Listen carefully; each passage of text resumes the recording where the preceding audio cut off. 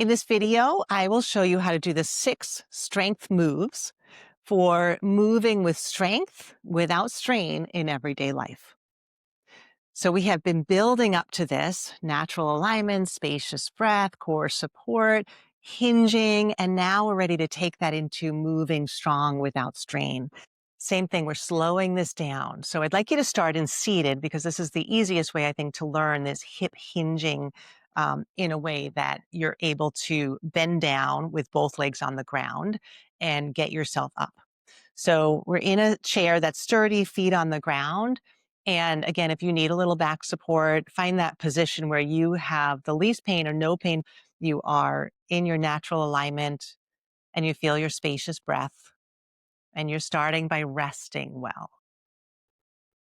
And then we're dialing up some core support from the bottom of the pelvis, just enough. It doesn't need to be a lot, but just enough so you feel that support here and you still feel your spacious breath. You still feel resting. You're just resting on your base here with a little extra support.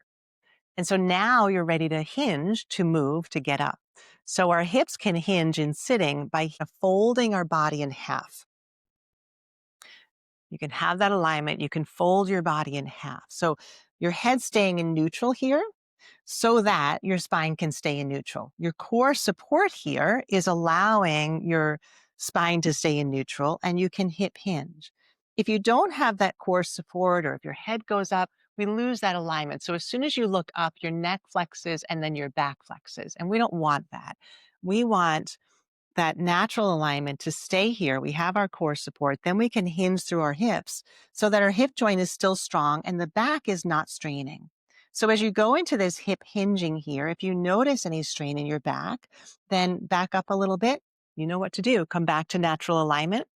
Feel your spacious breath. Add some core support from the bottom of the pelvis and then hinge, but maybe hinge a little bit less. One thing that might be helpful if you have long legs and you don't want to hinge that much, you can bring your legs out really wide, and that means you won't have to hinge as much. So alignment, core support, feel your spacious breath, check in, hinging, check in again, make sure you're okay. Meaning there's no pain or the least strain possible. And now your hips, your gluteal muscles are ready to unhinge your hips so that you can stand up. They can only do that because you have your core stabilizing your spine. If you lean forward in your back arches or rounds, now the hips aren't in their optimal position to hinge and unhinge to stand up. So you've set yourself up to be strong. Alignment, core support, hinging. Now you give yourself the best chance to stand up with the least strain on your back and your knees and the most strength from the place that you're strongest, your gluteal muscles, because your core is supporting that. Okay. Core support, your gluteal muscles, which is your butt muscles, they are going to unhinge to stand you up. So what you can do is put your hands on your thighs or the arms of a chair if you have that. And if you're not quite sure how this is going to feel on your knees and back, you might just lift up a little bit and come back down. Just try that and see how that feels. If you're ready, you can push your feet into the ground, your heels into the ground. You can imagine unhinging here and let your hips stand you up. And then we're going to do the same thing sitting down. Hinge to sit back down. So you can see how we're just basically hinging and unhinging, and those gluteal muscles are our main movers because the core is supporting natural alignment. Hinging to sit back down.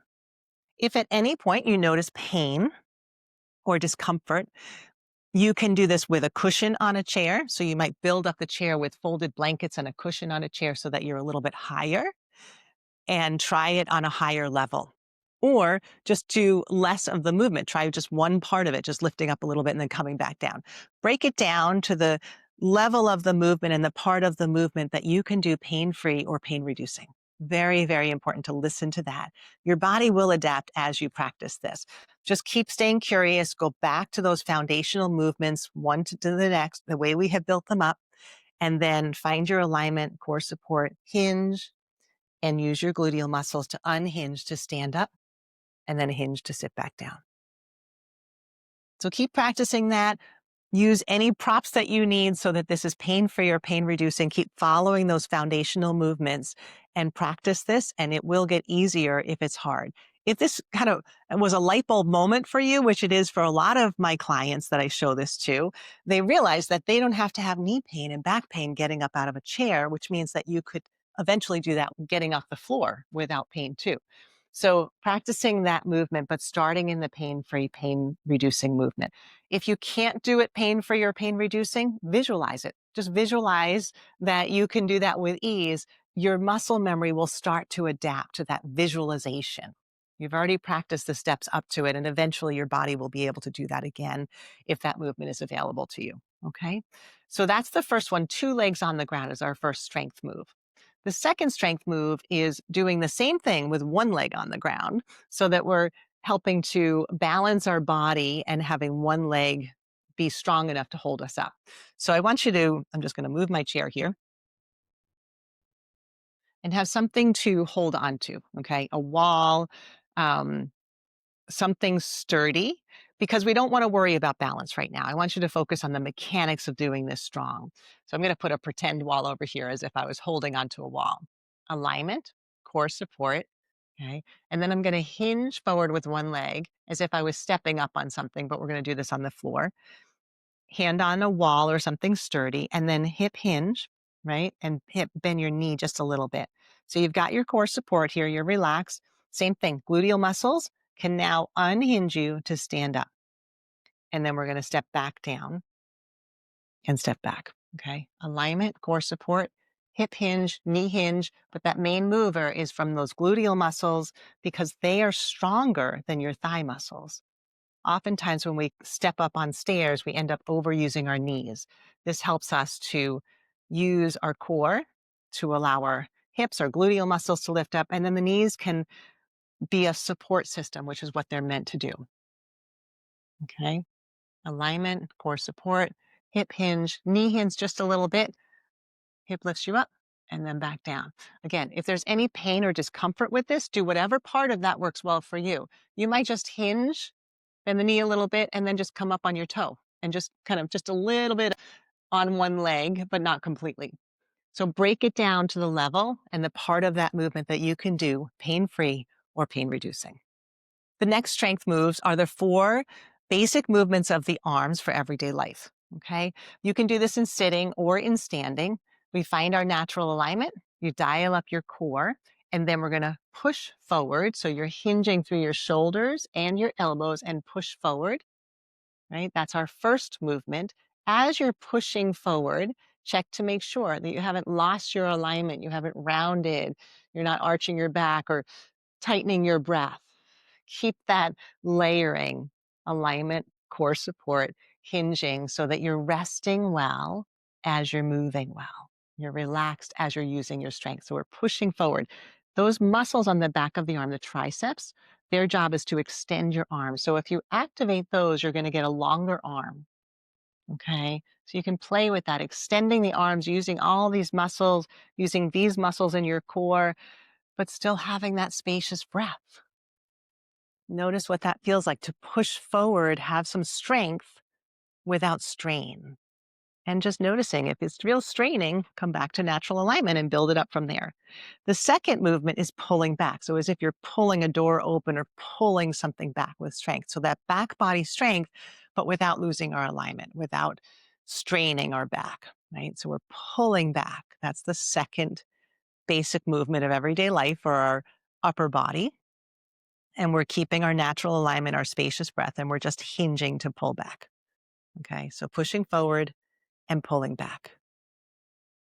The next 2 movements are lifting overhead. So we can lift, right? As if we're like lifting a heavy box, lift up, and then we can extend our arms overhead. So here's the tricky part with lifting overhead. When your arms go overhead, your rib cage wants to lift too, and that can pull your back out of alignment. But if your core muscles are doing their job, they're anchoring your rib cage down so your arm can unhinge without your back losing its natural alignment. So play with that a little bit. Lift your arms up. Notice as you extend your arms overhead and you reach overhead, notice how there's a little tug for your rib cage to come up, and you can use your core muscles to anchor that down. Check your spacious breath. So ideally, we want to be in this overhead position in our natural alignment, still feel a spacious breath, but really using our core to keep that there so the arms can extend as high overhead as possible without losing that base. Okay. Now, if you have a shoulder issue like I do right now, then when you're lifting overhead, you've got some resistance there. And that's as far as I can go. Right. So if I force it, I'm going to have some pain in my shoulder and my back is going to have to do that work. So instead, you can do one arm at a time, find that range of motion that is pain free or pain reducing. And if you can't do that, you can just rest your arm on a wall and let it come up in a pain free, pain reducing movement. You might be familiar with this wall slide, but if we build it from natural alignment, we dial up our core. Now we can do that wall slide without adding any strain to any other part of our body. Okay, so I can build my shoulder mobility, right, in a pain free, pain reducing range of motion without adding tension to another part of my body, like my back.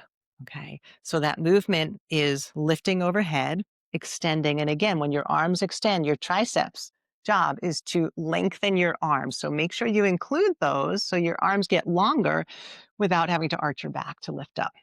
Okay, so the movement is lifting overhead, extending, unhinging your elbows, hinging your shoulders, anchoring down through the rib cage. Check this out. Make sure that you've got some nice core support and a spacious breath still. And practice that in a pain free or pain reducing range of motion. And then the next strength move, the last one is pulling down like you're closing a sticky window. And again, you're pulling, pulling, pulling down. I'm kind of pushing something down without losing my alignment or losing my core support. So, alignment, right? Core support. And then I'm hinging my shoulders, my elbows down to push down without losing that base. So, you've got those 6 movements: 2 legs on the ground, a chair sit, 1 leg on the ground, stepping, pushing forward, pulling back, lifting overhead, pulling down. Those are the 6 basic movements of everyday life. There's lots of variety in those, but when we get this foundation, we can move with the most strength and the least strain possible. So continue practicing those by layering on resting well, natural alignment, spacious breath, nourishing well in your center with your core support, and hinging to move strong without strain.